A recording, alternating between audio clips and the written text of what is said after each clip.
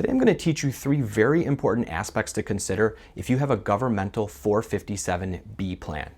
Hi, if we haven't met yet, my name is Trevor Johnson and I'm the founder of Dreamweaver Financial Planning. I primarily help people who are what I call the wealthy in work boots with all aspects of their financial planning. They're hardworking blue-collar Americans that you might be standing next to in line at Walmart and you would never know that they're 100,000aires or above. But fear not, even if you're not at that level yet, the information in this video can still help you get there. A 457B plan is like a 401k, except it's designed for local government employees, primarily police officers and firefighters. Many police officers and firefighters will receive a pension in retirement, but it's also important to also save for your retirement. You can think of it as your pension can cover your fixed expenses, but if you have a savings plan beyond that, that can cover all the fun things you'd like to do in retirement. You can set up auto contributions into your 457B plan, which is a very good idea because it takes the emotion out of investing. When the market's up, you'll automatically buy fewer shares, and when it's down, you'll buy more shares. You can usually pick a certain percentage of your paycheck you want contributed, or you can choose a specific dollar amount you want contributed each pay period. Most 457B contributions are pre-tax, which means that you don't pay taxes on it today, but when you pull it out in retirement, you'll pay taxes on whatever you pull out. Some 457B plans have a Roth option where you put in after-tax money, so you pay taxes on it today, but then when you pull it out in retirement, it's tax-free. Typically, there is no employer match when you contribute to the 457B. Also, the annual contribution amount currently in 2025 is $23,500. And if you're age 50 and above, you can contribute an additional $7,500 per year. There are several unique features of a 457B plan that I'd like to point out. First of all, you can actually pull funds out of your 457B plan before age 59 and a half with no penalty. Now, you'd still have to pay income taxes on it, but you would not have to pay the 10% penalty to the IRS. Now, I highly recommend not doing this unless it is a complete emergency and you have no other options, but it is something that I did want to make you aware of. The second interesting thing about a 457B plan is if you're within 3 years of your retirement age, you can actually double the amount that you could normally contribute into the plan.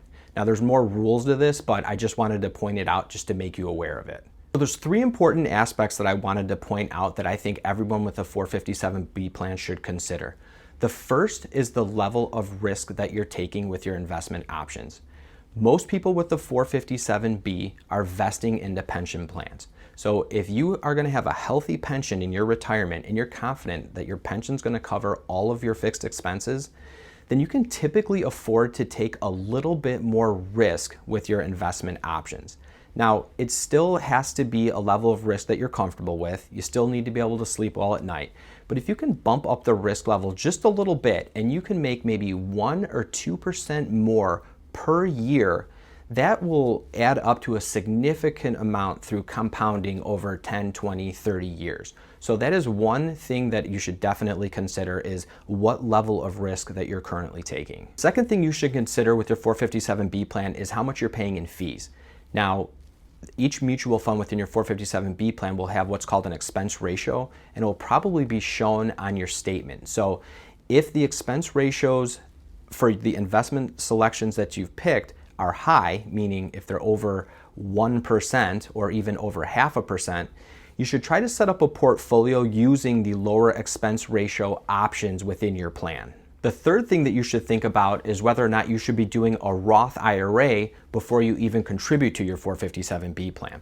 The reason I say this is most firefighter and police officer pensions are taxable in retirement. So what that means is if you had a large source of funds that were in Roth status, you'd have a large bucket of money that you could pull from that will be completely tax-free in retirement. So this would be a great tax planning move if you had a large source of Roth funds to draw from in your retirement. A couple days ago, I sat down with a firefighter and we looked at his 457B plan in detail. And what we ended up doing was we looked at each expense ratio for the investment option that he had selected. And the expense ratios were so high, in many cases they were over 1%. what we ended up doing was we ended up opening a Roth IRA outside of the 457B plan. Now with the Roth IRA, you can contribute $7,000 per year per person. There are income limitations to consider, but you can do $7,000 per year, and the financial institution that we're doing it through has extremely low expense ratio, so very low fees. We actually calculated that over the next 25 years, he'll probably save about $40,000 in fees by making this move. So we basically were able to cut his fees in half by making this change. Now, his spouse can also open a Roth IRA, and you could double this advantage. So we're talking about doing that. We might do that. So I think this was a great move, and in the future when he can save more, if he can save more than $7,000 in his Roth IRA, he can't go over that limit, but what he could do then is he could save that excess into the 457B plan. So this was a great move for him. It's a win-win, and the portfolio that we set up, it's lower fees, but one of the most important things in investing is to remember that in investing you get to keep what you don't pay for. So these investment options should perform just as well, if not better, than the investment options that he had in the 457B.